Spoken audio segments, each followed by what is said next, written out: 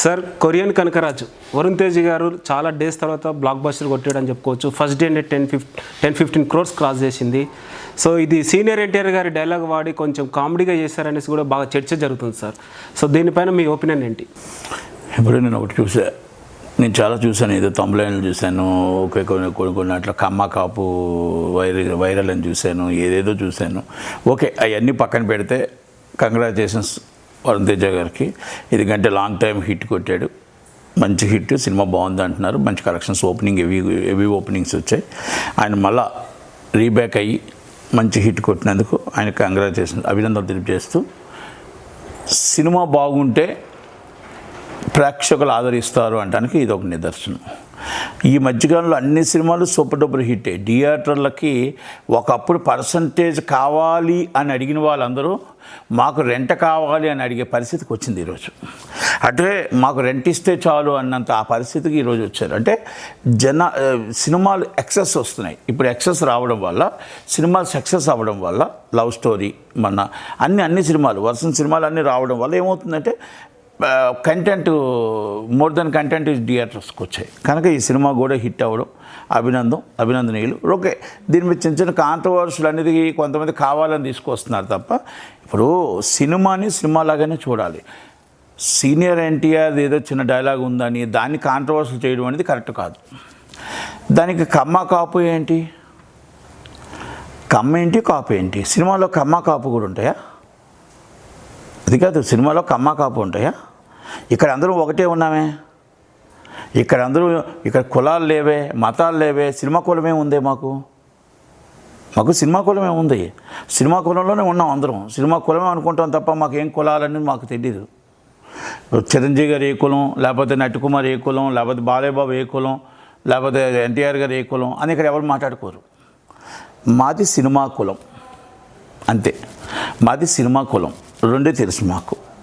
రెండోది, ఇప్పుడు సినిమాలో కొన్ని సందర్భాల్లో డైరెక్టర్ కొన్ని సందర్భాల్లో పెట్టవలసి వస్తుంది, కొన్ని పెడతారు. దాన్ని సినిమాటిక్స్లోనే ఆలోచించాలి తప్ప మీరు ఏదో జనాలని తీసుకొచ్చి ఇప్పుడు దాన్ని రెండు కులాల మధ్యన చుచ్చిపెట్టేటట్టు మాట్లాడడం కూడా కరెక్ట్ కాదేమో.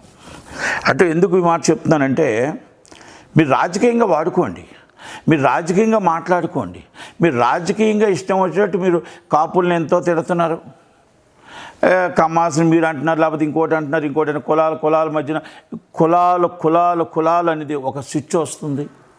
కులం అంతే, మతం.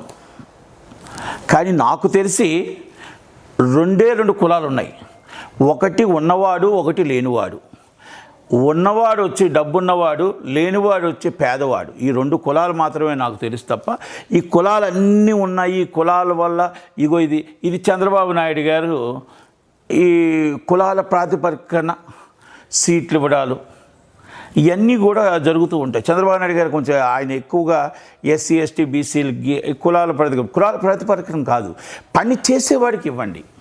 అంటే నేను దీంట్లో కూడా పొలిటికల్ ఎందుకు తీసుకొచ్చానంటే, పని చేసేవాడు ఏ కులం వాడు అనేది కాదు, మనకి గవర్నమెంట్కి పనికి వచ్చేవాడు ఏ కులం వాడు అని కాదు, జాబ్ చేసేవాడు ఏ కులం వాడు అనేది కాదు, వర్త్ ఉన్నవాడా కాదా, ఆయన దాన్ని సమర్థంగా నడపగలడా లేడా, ఇది చూడండి.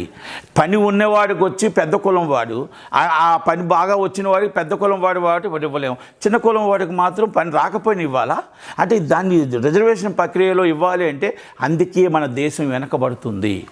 మన దగ్గర ఉన్న నేర్చుకున్న పెద్దలందరూ మంచి అందరూ సత్యనారాయణ సో మనీ పీపుల్స్ అమెరికాలోనో ఎక్కడెక్కడ ఉండిపోయి మనం ఇక్కడ మనం వెనకబడుతున్నాం. ఒక్కసారి ఆలోచించండి. నేను అందుకనే ఇక్కడ ఎందుకు ఈ కొరియర్ కనకరాజు కోసం ఇది తీసుకురావాల్సి వచ్చిందంటే, కులం కాదు, మతం కాదు.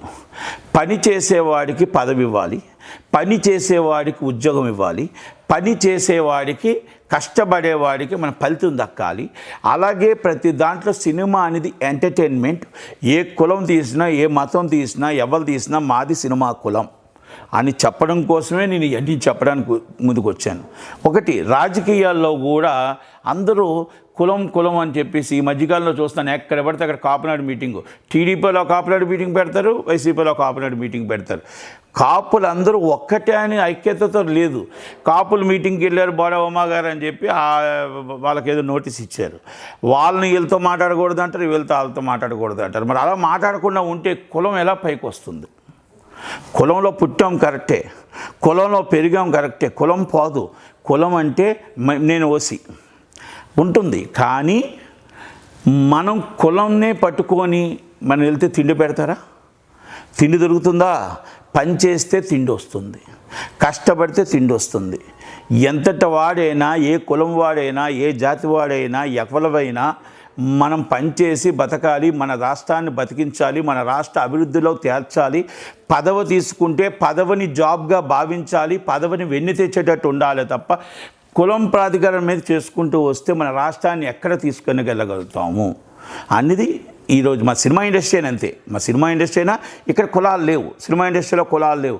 2 కులాలు ఉన్నాయని అంటారు, ఒకటి కమ్మ, ఒక కాపు. ఎస్వి రంగారావు గారి దగ్గర నుంచి, రాసనారావు గారి దగ్గర నుంచి, చిరంజీవి గారి దగ్గర నుంచి కాపుగా నడుస్తుంది, సావిత్రమ్మ గారి దగ్గర నుంచి, అలాగే కమ్మాస్గా దత్తు గారి నుంచి మొత్తం అందరూ, చిరంజీవి ఎన్టీ రామారావు గారి దగ్గర నుంచి. కానీ ఏ రోజు కూడా అందరూ అన్నదమ్ములుగానే ఉన్నాం ఇక్కడ. మీరు అబ్జర్వ్ చేసుకోండి, గత 60 సంవత్సరాల చరిత్ర చూసుకోండి. ఏ రోజు కూడా కమ్మ కాపు ఎప్పుడు అన్నదమ్ములుగానే ఉన్నాం తప్ప ఏ రోజు కూడా విభేదించి కులాలు వేరుగా లేవు. సినిమా కులం ఒకటే ఉంది ఇక్కడ, అది మనం అర్థం చేసుకోవాలి. ఎందుకంటే మనం ఎస్వి రంగారావు గారి దగ్గర నుంచి ఇప్పుడు కమ్మ కాపు లవ్ మ్యారేజ్లు అయి ఉన్నాయి, ఎన్నో మ్యారేజ్లు అయి ఉన్నాయి. ఇవన్నీ నేనేమంటున్నానంటే కులం అనేది మనం పుట్టినది ఆ కులంలో పుట్టాం, పెరిగింది ఆ మతంలో పెరిగాం, అంతే తప్ప పని చేయటానికి, కష్టపడటానికి, మన అభివృద్ధి చెందటానికి, అభివృద్ధి చేయటానికి ఈ కుల ప్రాతిపదికన కరెక్ట్ కాదు. కులాలు ఎంత తీసుకురావడం కరెక్ట్ కాదు. టాలెంట్ ఉంటే సినిమా ఆడుతుంది, టాలెంట్ లేకపోతే సినిమా ఆడదు. Courier Kanakaraju is content is very good content, is a super hit. Is a not good content, super flop. Is good content కాబట్టి సూపర్ హిట్ అయ్యింది. దాంట్లో చిన్నది పట్టుకొని మీరు సోషల్ మీడియా కొత్తగా వచ్చింది సోషల్ మీడియాలో వైరల్ చేయడం కరెక్ట్ కాదు. సినిమా నేను అడ్వాన్స్ మళ్ళా నేను కొరియర్ కనకరాజ్ టీంకి అభినందనలు తెలియజేస్తూ, ఈ సినిమాని హిట్ చేసిన ప్రేక్షక అభిమానులకు అందరికీ అభినందనలు తెలియజేస్తూ, ఇలాగే సినిమాలు అన్నీ కూడా రేపు రాబోయే సినిమాలు కూడా 14వ తారీఖు సినిమాలు కూడా 3 సినిమాలు హిట్ కావాలని, అలాగే 21వ తారీఖు 26వ తారీఖు ఈ నెలలో సినిమాలన్నీ పెద్ద సినిమాలు ఉన్నాయి, అన్నీ హిట్ కావాలని, అందరూ మట్టుగా థియేటర్లు ఇవ్వాలని, అన్నీ చూసుకోవాలి.